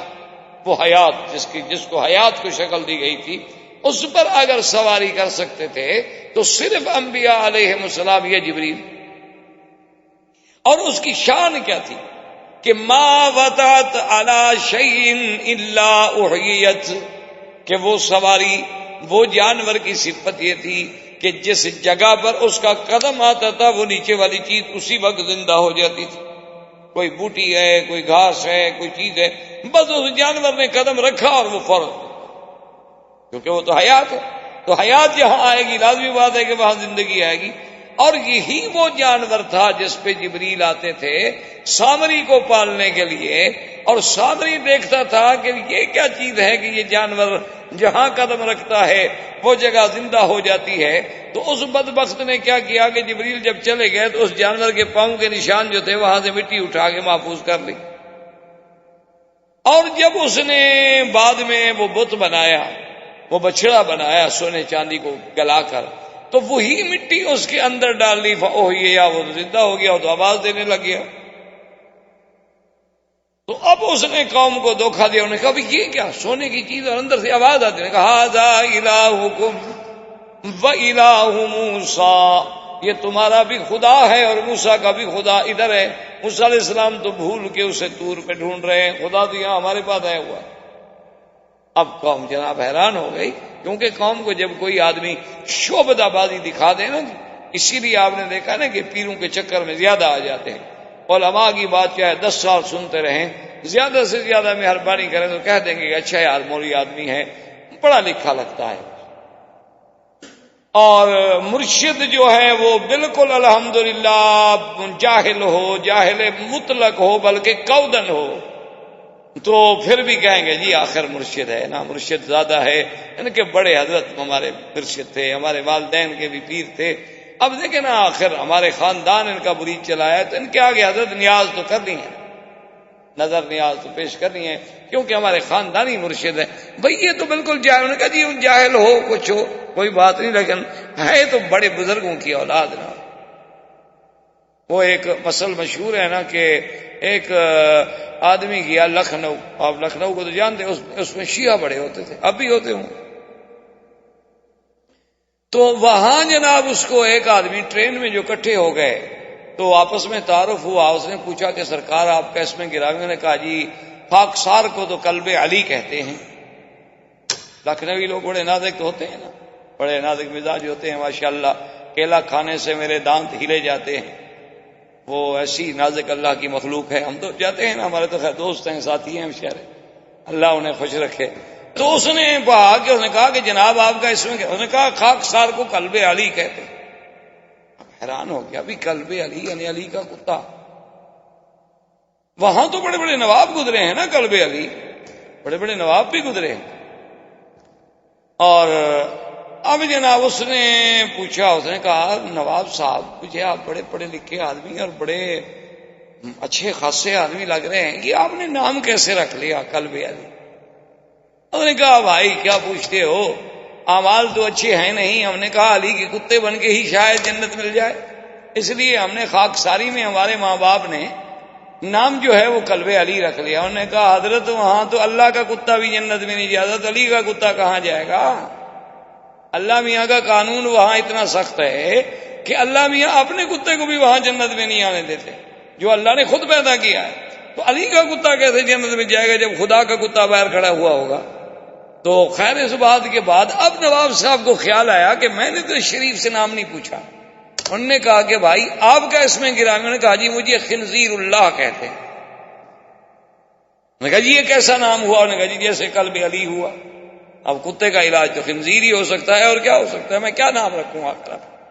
یا تو آپ اپنا نام تبدیل فرمائیں، اگر آپ قلب علی رہیں گے تو مقابلے پہ تو خنزیر ہی آ سکتا ہے. تو یہ بہرحال ایسی یعنی کہنے کی باتیں ہیں. اللہ تبارک و تعالی رحمت فرمائے کہ آدمی بس پیر ہے، پیر جو مرضی آئے کہتا چلا جائے. حالانکہ یہ بات نہیں ہوتی، حقائق حقائق ہوتے ہیں، ان کو کبھی تبدیل نہیں کیا جا سکتا، ان کو کبھی بدلا نہیں جا سکتا.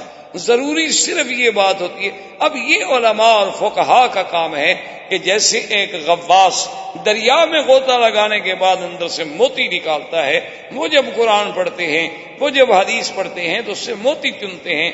امام شافعی رحمۃ اللہ علیہ ساری رات جاگتے رہے، آنکھیں سوج گئیں۔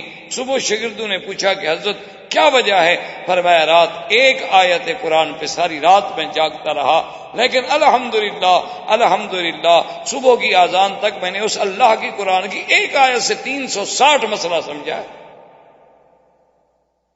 آپ سارا دن قرآن پڑھتے رہیں، مجھے بتائیں کتنے مسئلے سمجھے ہیں؟ جو پہلے سمجھے انشاءاللہ وہ بھی بھول جائیں گے، کیونکہ ہم نے تو قرآن کو اس لیے پڑھا ہی نہیں نا، ہم نے تو قرآن کو زیادہ سے زیادہ ایک وظیفہ سمجھا ہے، منزل پڑھنی ہے، کہتے ہیں برکت ہوتی ہے، یا کوئی بندہ شندہ مر جائے تو چلو بھائی مولوی صاحب کو 2 4 5 10 روپے مل جاتے ہیں، پرانے کپڑے مل جاتے ہیں، مردے کی جوتیاں مل جاتے ہیں، وہ مردے کے اوپر پھرا کے بیچارہ گھر چلا جاتا ہے، چلو روٹی تو بن رہی ہے نا اس کی، پڑا ہوا تو ہوتا نہیں بیچارہ کہ قرآن پڑھ کے لوگوں کو سمجھائے، اس نے اسی صدقے کہانی پہ گزارا کرنا ہوتا ہے غریب نے۔ یا قرآن کا ایک بڑا فائدہ ہمارے ہاں یہ بھی ہے کہ جھگڑا ہو جائے تو بھی قرآن اٹھاؤ، رکھو سر پہ قرآن، تم سچ کہہ رہے ہو، یا میں پیسے رکھتا ہوں قرآن پہ اٹھا لو۔ قرآن صرف اسی لیے آیا تھا اس دنیا میں۔ تو اس لیے اب بات کو سمجھیں کہ اللہ نے قرآن میں کتنا بڑا جامع لفظ ہے، اور میرے مدنی صلی اللہ علیہ وسلم کے لیے اب بعض علماء کہتے ہیں کہ وہی جو جانور جس کو اللہ نے حیات کا رنگ دیا تھا وہی جانور بھیجا گیا معراج میں، اور جو صحیح حدیثوں میں ہے اس میں لفظ ہے براق، اتیت بالبراق فکانت ابیض طویل، حضور نے فرمایا میرے لیے براق لائی گئی، لمبے قسم کا جانور تھا، سفید تھا۔ براق کو براق کیوں کہتے ہیں یاد رکھیں، بعض علماء کہتے ہیں من البرق، کہ براق اس لیے کہتی ہیں کہ جیسے بجلی برق چمکتی ہے، اور سب سے زیادہ دنیا میں تیز رفتار چیز کیا ہے؟ نور ہے، روشنی، تو وہ بھی برق تھی، گویا کہ جہاں قدم پڑتا تھا وہیں پر اس کے، جہاں نظر پڑتی تھی وہاں قدم، اس لیے اس کا نام براق۔ اور بعد میں فرمایا کہ من اللمان، کہ براق اس لیے کہا جاتا تھا کہ اس کا بدن جو ایسا روشن تھا، چمکتا تھا، سفید رنگ کی تھی لیکن ایسی روشن تھی کہ جیسے لائٹیں نکل رہی۔ اور بعض علماء نے فرمایا کہ دونوں باتیں تھی، کہ سفید بھی تھی اور روشن بھی تھی، اور وہ برق کی طرح تیز بھی تھی، کہ اللہ نے اس کی صفت رکھی تھی کہ جہاں اس کی نظر پڑے وہاں قدم رکھے۔ اب حضور فرماتے ہیں کہ جب جبریل علیہ السلام مجھے لائے سوار ہونے کے لیے تو فشخصت، کہ براق جو تھی نا اس نے کان کھڑے کیا تھا، سرکشی کرنے لگی، تو حضرت جبریل نے فرمایا کہ مارا کی بالی کی قبلہ مثل محمد صلی اللہ علیہ وسلم، تو حضرت جبریل نے فرمایا کہ براق یہ کیا کر رہی ہے؟ تمہارے اوپر تو آج تک محمد مصطفیٰ جیسا سوار ہی نہیں ہے، آپ پر بڑے بڑے لوگ سوار ہوئے ہیں لیکن محمد مدنی جیسی شان والا کوئی سوار نہیں ہوا ہے، یہ تم کیا شوخی کر رہی ہو؟ حضور فرماتے ہیں فعارقت، اس جانور کو پسینہ آ گیا، وہ پسینہ ہو گئی اور گردن ڈال کے کھڑی ہو گئی، اور جبریل علیہ السلام نے مجھے اس براق پر بٹھا دیا۔ اب بعض روایات میں ہے کہ جبریل بھی حضور کے ساتھ اسی براق پہ بیٹھ، یعنی حضور آگے بیٹھ گئے اور جبریل پیچھے، اور بعض روایات میں ہے کہ جبریل الگ سواری پہ تھے، لیکن زیادہ قول علماء کے نزدیک یہی محقق ہیں کہ ایک ہی سواری پر حضور صلی اللہ علیہ وسلم اور جبریل علیہ السلام چلے۔ حضور صلی اللہ علیہ وسلم فرماتے ہیں فَمَرَرْتُ بِمَوْضِعٍ فَأَمَرَنِي، میں ایک جگہ سے گزرا، جبریل نے مجھے کہا کہ حضور اتریں، میں اترا، فَصَلِّ رَكَعَتَيْنِ، میں نے کہا حضور یہاں 2 رکعت، میں نے 2 رکعت نماز پڑھی، اس کے بعد میں پھر سوار ہو گیا، اس کے بعد پھر ہم آگے پہنچے، فَأَمَرَنِي فَنَزَلْتُ فَصَلَّيْتُ رَكَعَتَيْنِ، اس نے پھر کہا حضور یہاں بھی اتریں اور 2 رکعت پڑھیں، میں نے 2 رکعت پڑھی، پھر ہم ایک اور جگہ پہ آئے، وہاں آنے کے بعد بھی جبریل نے مجھے کہا کہ حضور یہاں اتریں اور 2 رکعت پڑھ لیں، میں نے اتر کے 2 رکعت پڑھ لی۔ اب میں نے پوچھا جبریل سے کہ یہ کیا مقام ہے کہ ہر جگہ مجھے کہتے اترو؟ فقال اول الطیبہ، وہ جو پہلی جگہ تھی میرا مدنی اس کا نام طیبہ ہے یعنی مدینہ منورہ، اور یہ مقام ہجرتی کا یا محمد، یہ وہ مقام ہے جہاں آپ نے ہجرت کر کے آنا ہے۔ تو لہذا اللہ تبارک و تعالیٰ کا حکم تھا کہ اس جگہ بھی حضور صلی اللہ علیہ وسلم کو، تو معلوم ہوا کہ اسرا کا سفر جو تھا وہ طریق یہی تھی، طریق الہجرہ بھی یہی تھی اور طریق المعراج بھی یہی تھی، یعنی حضور صلی اللہ علیہ وسلم جب شام گئے ہیں تو پہلے مدینہ اور مدینہ منورہ سے۔ اچھا خدا کی شان دیکھو، آج تک راستہ بھی وہی، آج تک بھی جو اچھا راستہ ہے اور صحیح راستہ ہے شام کو جانے کا، تو وہ لوگ اسی کو ترجیح دیتے ہیں کہ یہاں سے مدینہ جائیں گے، مدینہ سے پھر تبوک اور بدائن اور خیبر ہوتے ہوئے شام نکل جائیں گے، یعنی آج بھی وہی راستہ آسان سمجھا جاتا ہے، بجائے اس کے کہ آپ یہاں سے طائف جائیں، طائف سے ریاض جائیں، اس کے بجائے لوگ اسی کو ترجیح دیتے ہیں۔ اور اسی میں دو حکمتیں ہو گئی، ایک وہ کہتے ہیں کہ راستہ آسان بھی ہے، مختصر بھی ہے، اور دوسرا طریق اسرائے رسول بھی ہے صلی اللہ علیہ وسلم، اور تیسری بات یہ ہے کہ آدمی کو مدینہ منورہ کی حاضری بھی نصیب ہو جاتی ہے اور واپسی پہ مدینہ منورہ کا عمرہ بھی نصیب ہو جاتا ہے۔ تو ایک سفر میں کئی نعمتیں۔ تو میں نے کہا اچھا جبریل وہ تو ٹھیک ہے، لیکن یہ دوسری جگہ کون سی تھی؟ فقال هو جبل الذي كلم الله به موسى، وہ پہاڑ تھا جس پہ اللہ نے موسیٰ علیہ السلام سے کلام فرمایا تھا، طور سینا۔ نے کہا اچھا ٹھیک ہے جبریل، لیکن یہ تیسری جگہ کون سی تھی جہاں میں نے نماز پڑھی؟ فقال بیت اللحم الذي ولد فيها عیسیٰ علیہ السلام، انہوں نے کہا حضور یہ وہ جگہ تھی جہاں حضرت عیسیٰ پیدا ہوئے۔ تو اللہ تبارک و تعالیٰ اس سفر میں آپ کو دکھانا چاہتے ہیں کہ آپ اپنی ہجرت کا مقام بھی دیکھیں، آپ طور سینا بھی دیکھیں، آپ مولد عیسیٰ بھی دیکھیں۔ حتیٰ کہ مسلم کی حدیث ہے، حضور فرماتے ہیں فَمَرَرْتُ فَإِذَا مُوسَىٰ قَائِمٌ يُصَلِّي فِي قَبْرِهِ، اس کے بعد میں ایک مقام سے گزرا، میں کیا دیکھتا ہوں کہ حضرت موسیٰ علیہ السلام اپنی قبر میں کھڑے نماز پڑھ رہے ہیں۔ حتیٰ کہ ایک روایت میں یہ بھی آتا ہے کہ حضور پاک نے صحابہ سے فرمایا کہ اگر مجھے کوئی آج بھی اس جگہ لے جائے تو میں وہ جگہ پہچان سکتا ہوں، عند الکثیب الاحمر، کہ وہاں سرخ ریت کا ٹیلا ہے، اس کے قریب ہی قبر تھی حضرت موسیٰ علیہ السلام کی، اور اللہ نے مجھے دکھایا کہ آپ کھڑے ہیں اور نماز پڑھ۔ اس کے بعد حضور صلی اللہ علیہ وسلم فرماتے ہیں کہ پھر ہم چل پڑے تو آواز آئی دائیں سے کہ ٹھہریں ٹھہریں محمد مصطفیٰ صلی اللہ علیہ وسلم، ٹھہریں ٹھہریں ٹھہریں۔ جبریل نے کہا چلیں حضور چلیں، حضور توجہ نہ کریں، تو حضور چل پڑے۔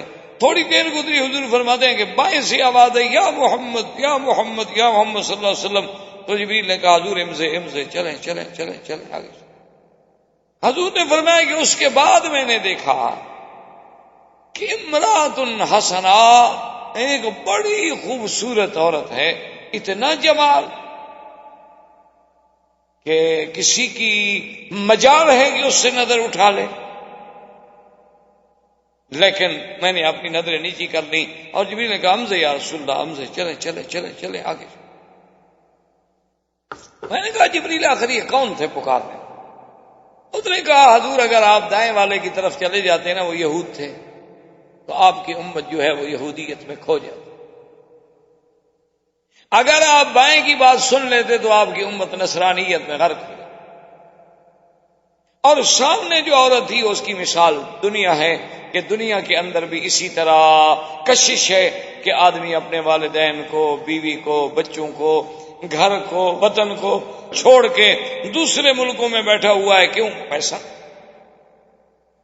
ورنہ عبادت کا شوق ہوتا تو آج سے 30 سال پہلے لوگ آ جاتے۔ یعنی آج بھی اگر آپ مکہ مدینہ کی تاریخ اٹھا کے دیکھ لیں، میں یہ بات دعوے سے آپ کو کہتا ہوں کہ جو لوگ آج سے 30 سال پہلے آئے تھے وہ تو واقعی مکہ مدینے کے لیے آئے تھے، لیکن جو 30 سال کے بعد آئے ہیں نا وہ الحمدللہ ڈالر کے لیے، پیٹرول کے لیے، دولت کے لیے، گاڑیاں، کاریں، ایئر کنڈیشن، الا قلیل من عبادی الشکور، بہت تھوڑے اب بھی ہوں گے جن کا مقصد اللہ کا حرم ہوگا، ورنہ غالب اکثریت جو ہے، ورنہ حضرت کون باتیں سہتا ہے بھلا کسی کی؟ صرف یہی دولت ہے نا جس نے آدمی کو جھکایا ہوا، مجبور کیا ہوا۔ اچھا، اللہ کی شان یہ ہے کہ لوگ بڑے خوش ہوتے ہیں، اب ان کا پٹرول ختم ہو گیا، اب یہ مقروض ہو گئے، اب یہ ڈوب گئے۔ اللہ کی شان ہے، ابھی ایک نیا فیصلہ ہوا کہ ان کی ریت بکے گی۔ ریت، یہ پورا صحرا اعظم جو پڑا ہے نا جی، اس کی پتہ ہے کتنا قیمت طے ہوئی ہے؟ اس کی قیمت تقریباً ہو رہی ہے، کوئی سودا شاید جو ہے 3 کھرب ٹریلین ڈالرز میں سودا ہوگا۔ اللہ نے کہا تم قرآن نہ چھوڑو، فکر نہ کرو، ہم ریت کو سونا بنا دیں گے، کیا فرق پڑتا ہے؟ یہ کیا فرق پڑتا ہے؟ تمہیں کون لوٹ سکتا ہے؟ تم نے جب تک میرے قرآن کو نہ چھوڑا کوئی فرق نہیں پڑتا ہے۔ کبھی پٹرول نکل آئے گا، کبھی سونا نکل آئے گا، کبھی چلو تکلیف ہی نہ کرو، ریت بیچ دو، لوگ ریت اٹھا کے لے جائیں، تمہیں پیسے دیں اور جگہ خالی کر دیں تاکہ وہاں تم زراعت کرو۔ اور ریت اٹھا کے ٹیلے جب لے جائیں گے تو نیچے سے مٹی نکل آئے گی۔ تو اللہ کی شان دیکھیں۔ تو اور جب تک ان کے پاس پیسہ ہے لوگ آتے رہیں گے، چونکہ مقصود ہمارا پیسہ ہے۔ مقصود اگر ہمارا، میرے بھائی، حرمین الشریفین ہوتا تو کیا ہمارے لباس میں، شکل میں کوئی تبدیلی آ گئی؟ کوئی چینج آیا؟ دیکھو نا، آپ اپنے بچے کو کل بھیج دیں یورپ پڑھنے کے لیے، وہ سال کے بعد آئے نا تو آپ کو دور سے نظر آئے گا کہ ماشاءاللہ واقعی انگریز آ رہا ہے۔ آپ کو بالکل نظر آئے گا کہ بھئی یہ ہے تو میرا بیٹا، لیکن عملی اعتبار سے بالکل یہ خالص انگریز ہے۔ اس کا سوٹ دیکھیں، بات کرنے کا انداز دیکھیں، بیٹھنے کا، چھری کانٹا پکڑنے کا تماشا۔ گھر والے چاہے ہنس رہے ہوں کہ بندر ہے ہمارا بیٹا ہے، لیکن وہ جناب دکھائے گا اپنی ساری حرکتیں، کیونکہ یورپ کے اثرات دکھائے گا۔ تم جب مکے مدینے سے واپس جاتے ہو تو کیا ہمارے چہرے پر بھی کوئی مدینے کے اثرات، کوئی کعبے کے اثرات، کوئی قرآن کے اثرات، کوئی نبی کی سنت کے اثرات کچھ ہوتا ہے؟ یا جیسے گھر گئے تھے بدو واپس اسی طرح گھر کو آ گئے، پیسے لے کے چلے گئے، سمسونیٹ کا بریف کیس ہاتھ میں پکڑ لیا۔ تو اس لیے ہمیشہ یاد رکھیں کہ یہ اثرات جو ہیں اب حضور کے، یہ تو اللہ کی شان ہے کہ حضور نے نہ یہودیوں کی سنی، نہ نصرانیوں کی سنی، نہ دنیا کی طرف مائل ہوئے۔ اس کے بعد حضور فرماتے ہیں پھر ہم چلے، میں نے دیکھا کہ امراتن عجوزا ارمسا، ایک عورت ہے، بڑھیا ہے، بالکل بد شکل ہے، اور اس کی حالت انتہائی خراب ہے، بالکل ایسے کبڑ چکی ہے۔ میں نے کہا جبریل ما ہذ، یہ کیا بلا ہے؟ انہوں نے کہا رسول اللہ اب یہ دنیا کی کیفیت یہی ہے، اب اتنی ہی باقی رہ گئی، وہ جوانی تو مک گئی، ختم ہو گئی، اب یہ باقی ہے اتنا کہ جوانی کا پورا حصہ دنیا کا زیادہ گزر چکا ہے، اب یہ بڑھاپے کا تھوڑا سا حصہ ہے اور دنیا فنا ہونے والی ہے۔ اللہ نے آپ کو دنیا کی فنا کا آخری منظر جو ہے وہ بھی اپنی آنکھوں سے دکھلایا۔ حضور نے فرمایا صلی اللہ علیہ وسلم کہ میں آگے بڑھا، میں نے دیکھا کہ ایک قوم ہے اور ان کے سامنے ایک اعلیٰ قسم کا لذیذ شہی رائحتن طیبہ، عجیب بہترین خوشبو والا طعام موجود ہے، اور انواع و اقسام کے طعام ہے، اور ایک طرف ایسا طعام ہے فرمایا خبیثۃ الرائحہ، بدبودار ہے، گندا ہے، شکل دیکھتے ہوئے بھی آدمی کو الٹی آتی ہے، لیکن وہ اس اچھے طعام کو چھوڑ کے اسی گندے کو کھا رہے ہیں۔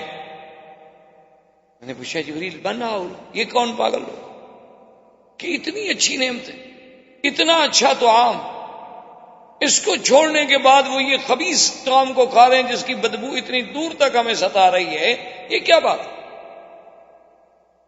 تو جبریل نے فرمایا کہ یا رسول اللہ ہؤلاء زنات قومک، میرا مدنی یہ تیری امت کے وہ زانی لوگ ہیں جو اپنی بیویوں کو چھوڑ کے گندی عورتوں کے پیچھے بھاگتے ہیں، کہ گھر میں پاک عورت ہے، متقی عورت ہے، بیوی ہے جس کی شرافت پر اسے خود یقین، لیکن اس کو چھوڑ کے بازار میں گندی عورتوں، فیشنیبل عورتوں، ایڈز زدہ عورتیں، بیماری والی عورتیں، مریض عورتیں، ان کے پیچھے بھاگتا ہے، دولت خرچ کرتا ہے اور اپنی بیوی کی طرف نظر اٹھا کے نہیں دیکھتا۔ اللہ نے ان کو سزا دی ہے کہ قیامت تک اسی طرح گندگی کھاتے رہو اور حلال دیکھتے رہو۔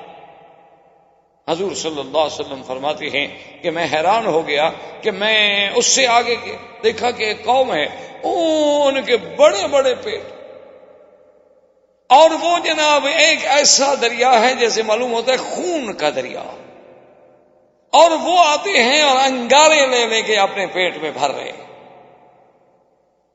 میں دیکھ کے دہشت میں آ گیا کہ یہ کیا بلا ہے، اتنے بڑے پیٹ، اور انگارے بھی کوئی اپنے پیٹ میں ڈالتا ہے. میں نے کہا من ہؤلاء یا جبریل؟ فقال ہؤلاء اکلۃ الربا. یا محمد مصطفیٰ صلی اللہ علیہ وسلم، یہ وہ لوگ ہیں جو دنیا میں سود کھاتے تھے. اللہ تبارک و تعالی نے قیامت کے عذاب سے پہلے ان کو برزخ کے عذاب میں رکھا ہوا ہے کہ ذرا اس عذاب کا مسئلہ چکھو، اصل عذاب تو پھر آخرت میں ہوگا. حضور صلی اللہ علیہ وسلم فرماتے ہیں فمررت بقوم، پھر اس کے بعد میرا ایک قوم پہ گزر ہوا، میں نے کیا دیکھا کہ وہ مقاریض کے ساتھ اپنے ہونٹوں کو کاٹ رہے ہیں، کہ مقراض لے کر ہونٹوں کو کاٹتے ہیں، پھر ہونٹ ٹھیک ہو جاتے ہیں، پھر کاٹتے ہیں، پھر ٹھیک ہو جاتے ہیں، پھر کاٹتے ہیں. میں نے کہا من آؤ؟ فقال ہؤلاء خطباء امتک. انہوں نے کہا یا رسول اللہ یہ تیری امت کے وہ خطیب، وہ مولوی، وہ واعظ، وہ مقرر ہیں جنہوں نے حق مسئلہ کبھی بیان نہیں کیا، جنہوں نے حق مسئلے کو چھپایا، اپنے مفادات کے لیے بات کی، لوگوں کو خوش کرنا چاہا کہ یار ایسی بات کرو کہ لوگ زیادہ سے زیادہ اکٹھے ہوں، سچی بات کرو گے تو کوئی بھاگ جائے گا، کوئی نہیں آئے گا، کسی کو تکلیف ہوگی. تو یہ وہ لوگ ہیں، اللہ نے ان کو سزا دی ہے. یہ زبان، یہ لسان، یہ تو میں نے تم کو اس لیے دی تھی کہ تم اس سے حق بیان کرو، تم نے حق کو چھپایا ہے تو آج تمہیں یہ سزا دی جاتی ہے کہ تمہارے وہ ہونٹ اور زبانیں کاٹی جائیں.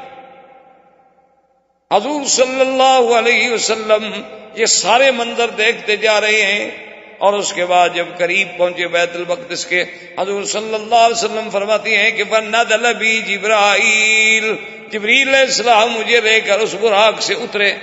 فذهب الى الصخرة، ایک بہت بڑا صخرہ، بہت بڑا پتھر تھا، اس کے قریب گئے جبریل علیہ السلام.